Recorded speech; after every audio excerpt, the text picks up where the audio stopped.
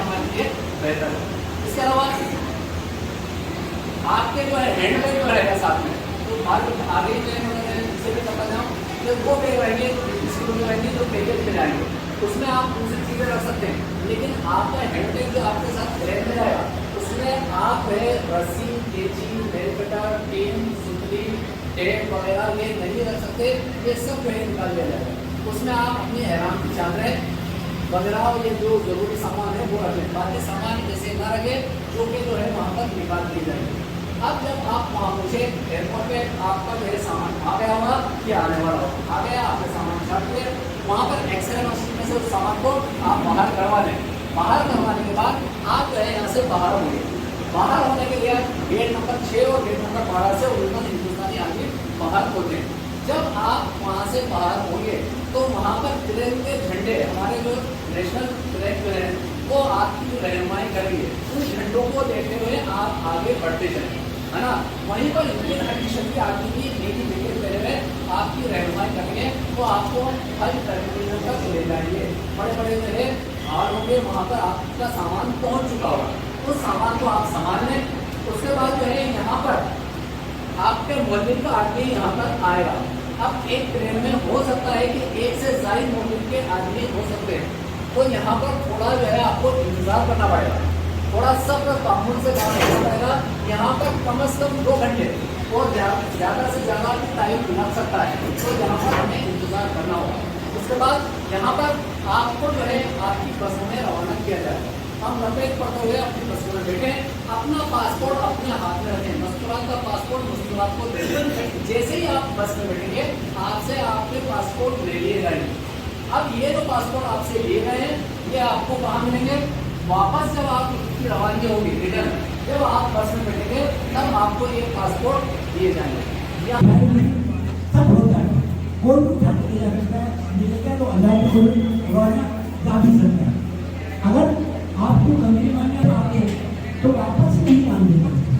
Next flight 2 तरफ आपको admit करके जाना पड़ेगा और मिनिमम 2 किलोमीटर 1.5 किलोमीटर वापस चक्कर खा के आपको वापस आपके उस प्लेस में दिखाना पड़ेगा। आप चाहें करें, इसमें गुमानियत नहीं है, लेकिन अगर नहीं कर सकते तो ना करें। बजाय इसके आप अपना रिहाइश का ढूंढने में इतना ईजी नहीं है जितना मैं बता रहा हूँ। आपको तकलीफ आ सकती है। जिन उन्होंने अगर मोबाइल पर वो चीज़ उतार रखी है तो वो ज़्यादा 1 घंटे आधा घंटा ढूंढ लेगी, क्योंकि जो खैमा आपको 7 तारीख दिया जाएगा 8 तारीख आपके लिए फ्री है। बीना में 8 तारीख फ्री है। शरा ये देता है कि प्रोडक्ट की नमाज आप मदीने में रिहाइश पर बने और मीना जाए, लेकिन मौलवी आपको 7 तारीख की रात को ही हरम में भेज देगा। हरम में लेडीज अलग है, जेंट्स अलग है। एक देश में गाले पर 30-35 लेडीज 30-35 आदमी रहते हैं। वहाँ थोड़ी सी अपनी जरूरियात पूरी करने के लिए लाइन लगाना वगैरह ये सारी चीज़ें। मैं दूसरी बात भी आपको बताना चाहूँ कि बीना में अगर 7 तारीख रात को आप पहुँच गए, पहुँचने के बाद 8 का दिन आपकी हज की तैयारी का है, तो मेरी आपसे इतना है कि आप आपके मेहनत के साथ पूरी इंसानियत और देश की समृद्धि की दुआ करेंगे हज यात्री। देवास संस्था तंजीम दावत अमन व इनोवेटिव स्कूल के संयुक्त तत्वाधान में इस वर्ष भी देवास जिले से हज पर जाने वाले हज यात्रियों का प्रशिक्षण शिविर आयोजित किया गया, जिसमें हाजियों को हज यात्रा के दौरान में होने वाले सभी अरकानों और यात्रा में ध्यान रखने वाली सभी बातों को अच्छे से समझाया गया।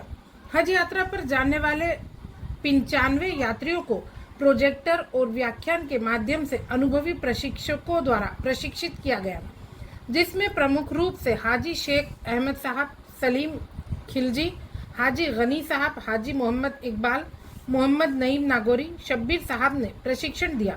शुरुआत में हाफिज शोएब ने सभी यात्रियों को कुरान और हदीस की रोशनी में हज अदा करने संबंधी जानकारी दी। यात्रियों का स्वागत मुमताज़ खान, शब्बीर अहमद, मिर्ज़ा मुशाहिद बेग, डॉक्टर हन्नान फारूकी, हाजी शरीफ शेख, सैयद मकसूद अली, शकील कादरी, हाजी शकील शेख, चंद्रपाल सिंह सोलंकी, डॉक्टर जावेद खान, शफीक अंसारी, शकील पठान, मिर्ज़ा मुशब्बिर बेग, सैयद सदाकत अली, रफ़ीक शेख, सैयद अकबर अली आदि ने किया।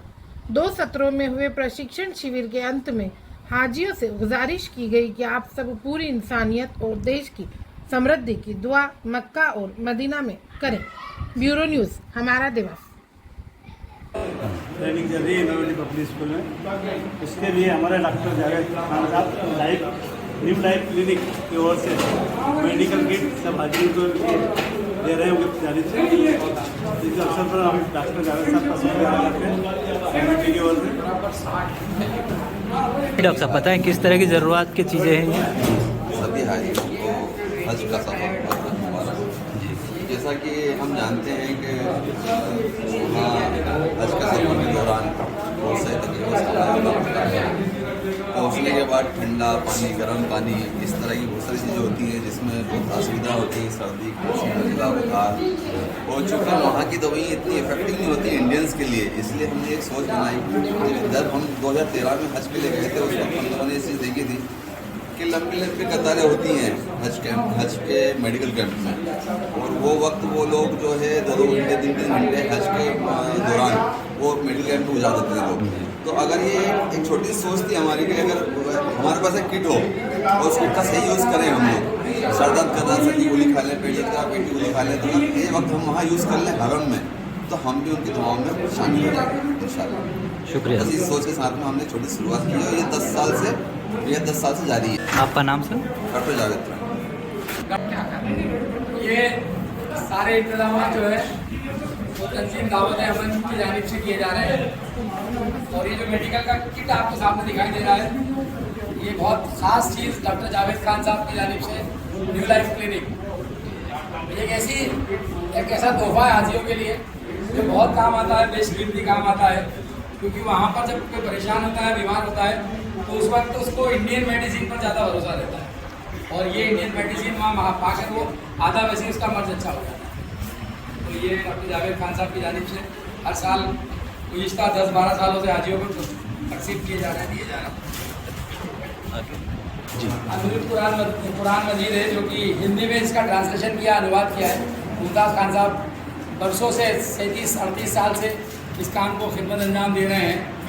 और तर्जुमे से कुरान पढ़ना, हिंदी में कुरान पढ़ना बहुत सारे लोगों को नहीं आता है, तो वो उनके लिए ये बहुत सपोर्टिव रहता है, उनके लिए बहुत फ़ायदेमंद रहता है।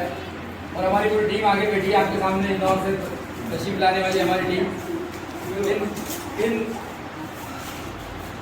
इन ख़ास तौर से मैं ये कहूँगा कि ये हमारे बुज़ुर्ग नहीं हैं, ये हमारे उम्रदराज साथी ज़रूर, लेकिन ये इस फील्ड में वो साथी हैं कि अगर इनके साथ कोई इंसान बैठकर ट्रेनिंग ले ले तो उसे मैं समझता हूँ कि 70% परेशानी से वो बच जाएगा वहाँ पर हज और उम्रे के अरकान के दौरान। मुसलसल ट्रेनिंग दे रहे हैं मध्य प्रदेश के कई जिलों में, मुसलसल ट्रेनिंग दे रहे हैं। लगभग 45 साल का अर्सा हो चुका है।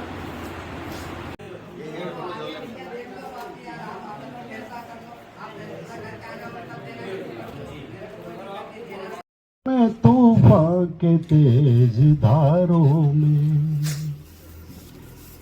नदी में दरिया में, तूफान के तेज धारों में, नबी का जिक्र समुंदर में और किनारों में। फकत जमी पे नहीं है रसूल का चर्चा, फकत जमी पे नहीं है रसूल का चर्चा, नबी का जिक्र तो होता है चांद तारों में। वला मरीदन इल्ला शफैता, वला मरीदन इल्ला शफैता, वला हाजतन हिय लना इल्ला क़ज़ैतहा या अरहमर राहिमीन। अल्लाहुम्म इन्नका अफ़ुव्वुन तुहिब्बुल अफ़्व फ़अफ़ु अन्ना या करीम।